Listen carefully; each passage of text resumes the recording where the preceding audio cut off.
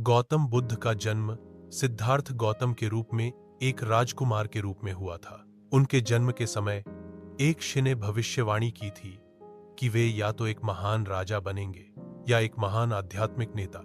यह भविष्यवाणी सिद्धार्थ गौतम के जीवन के दो संभावित मार्गों को दर्शाती है। बुद्ध का जन्म लुम्बिनी उद्यान में हुआ था, जो वर्तमान में नेपाल में स्थित है। जन्म के तुरंत बाद बुद्ध ने 7 कदम चले। हर कदम पर कमल के फूल खिले, जो उनके भविष्य के आध्यात्मिक पथ का प्रतीक है।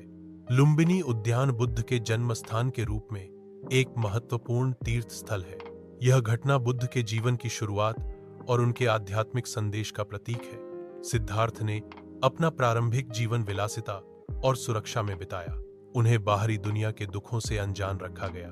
उनके पिता ने उन्हें दुख और पीड़ा से बचाने की पूरी कोशिश की ताकि वे एक महान राजा बन सकें। सिद्धार्थ ने महल छोड़ने और बाहरी दुनिया का पता लगाने का फैसला किया।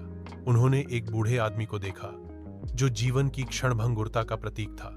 एक बीमार आदमी पीड़ा और दुख का प्रतीक था। एक अंतिम संस्कार जुलूस ने उन्हें मृत्यु की अनिवार्यता की याद दिलाई। इन दृश्यों ने सिद्धार्थ के जीवन को बदल दिया, जिससे उन्हें जीवन की क्षणभंगुरता का एहसास हुआ। 29 वर्ष की आयु में सिद्धार्थ ने सांसारिक सुखों को त्याग दिया। सत्य की खोज में वह जंगल में चले गए। उन्होंने कठोर तपस्या की। उन्होंने विभिन्न गुरुओं से शिक्षा प्राप्त की, लेकिन उन्हें संतुष्टि नहीं मिली। सत्य की खोज अभी भी जारी है। सिद्धार्थ बोधगया में एक पीपल के पेड़ के नीचे ध्यान करने बैठे। उन्होंने ज्ञान प्राप्त करने तक वहां से न उठने का संकल्प लिया। कई दिनों और रातों के गहन ध्यान के बाद उन्हें ज्ञानोदय प्राप्त हुआ। ज्ञानोदय प्राप्त होने के बाद वे बुद्ध बन गए। ज्ञानोदय प्राप्त करने के बाद बुद्ध ने सारनाथ में अपना पहला उपदेश दिया।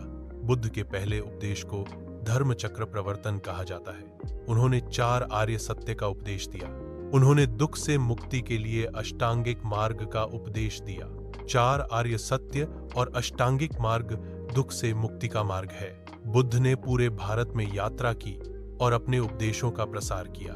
उन्होंने भिक्षुओं और ननों का एक समुदाय स्थापित किया, जिसे संघ कहा जाता है। उनके उपदेशों ने लाखों लोगों को प्रभावित किया।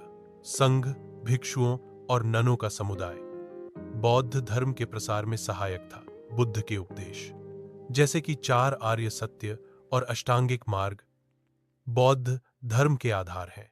80 वर्ष की आयु में बुद्ध का कुशीनगर में निधन हो गया। उनकी मृत्यु को महापरिनिर्वाण कहा जाता है।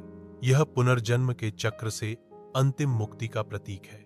महापरिनिर्वाण दुख और पीड़ा से मुक्ति का प्रतिनिधित्व करता है।